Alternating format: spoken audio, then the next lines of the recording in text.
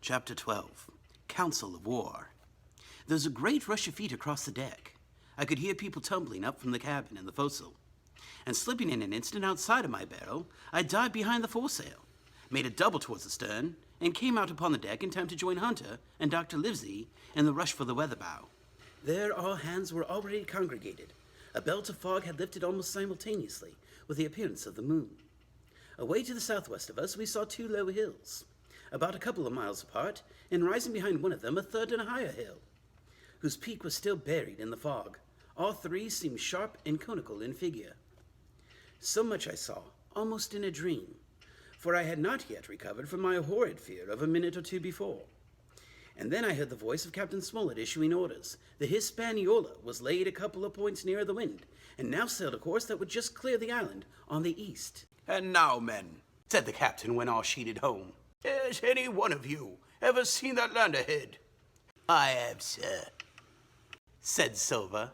"I watched her there with the trader I was cooking."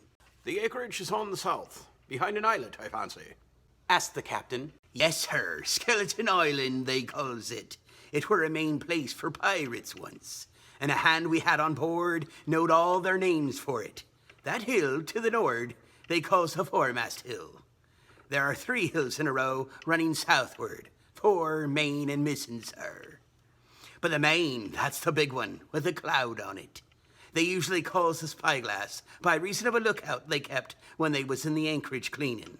For it's there they clean their ships, sir, asking your pardon."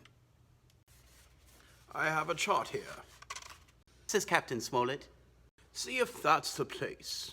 Long John's eyes burned in his head as he took the chart, but by the fresh look of the paper, I knew he was doomed to disappointment.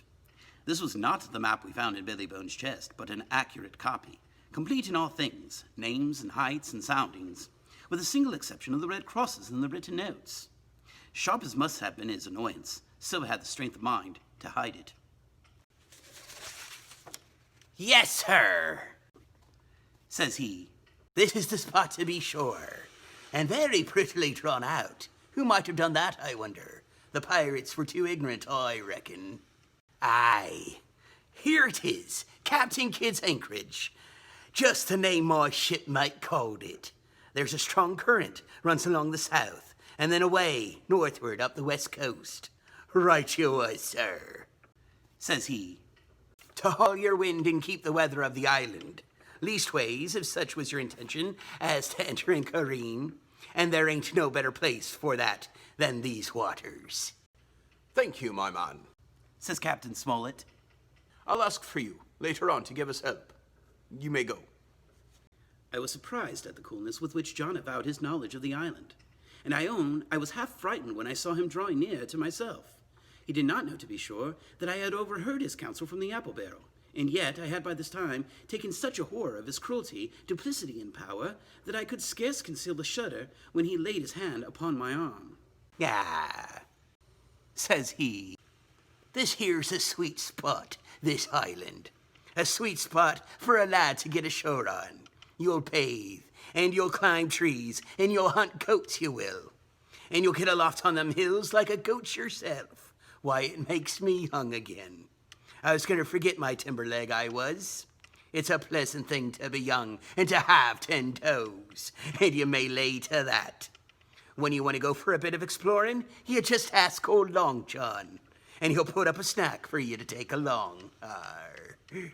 And clapping me in the friendliest ways upon the shoulder, he hobbled off forward and went below.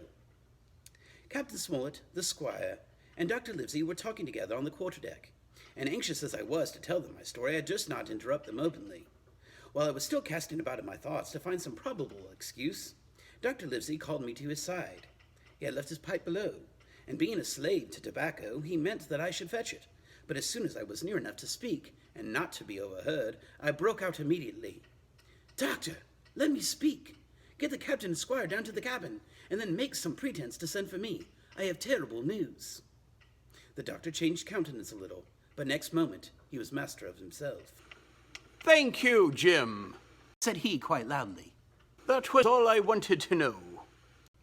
As if he had asked me a question, and with that he turned on his heel and rejoined the other two. They spoke together for a little, And though none of them started or raised their voice, or so much as whistled, it was plain enough that Dr. Livesey had communicated my request. For the next thing that I heard was the captain giving an order to Job Anderson, and all hands were piped on deck. My lads, said Captain Smollett, I have a word to say to you. This land we have sighted is the place we have been sailing for. Mr. Trelawney, being a very open-handed gentleman, as we all know, has just asked me a word or two, and as I was able to tell him that every man on board had done his duty, alone aloft, as I have never asked to see it done better, why he and I and the doctor are going below to the cabin to drink your health and luck. And you'll have grog served out to you to drink our health and luck. I tell you what I think of this. I think it handsome. And if you think as I do, you'll give a good sea cheer for the gentleman that does it. The cheer followed. That was a matter of course.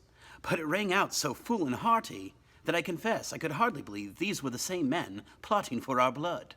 One more cheer for Captain Smollett, cried Long John when the first had subsided. And this was also given with a will. On the top of that, the three gentlemen went below, and not long after, word was sent forward that Jim Hawkins was wanted in the cabin. I found them all three seated around the table, a bottle of Spanish wine and some raisins before them, and the doctor smoking away with his wig on his lap. And that, I knew, was a sign that he was agitated. The stern window was open, for it was a warm night, and you could see the moon shining behind on the ship's wake. Now, Hawkins, said the squire, you have something to say. Speak up. I did as I was bid, and as short as I could make it, told the whole details of Silver's conversation. Nobody interrupted me till I was done, nor did any of the three of them make so much as a movement, but they kept their eyes upon my face from first to last. Jim, said Dr. Livesey, take a seat.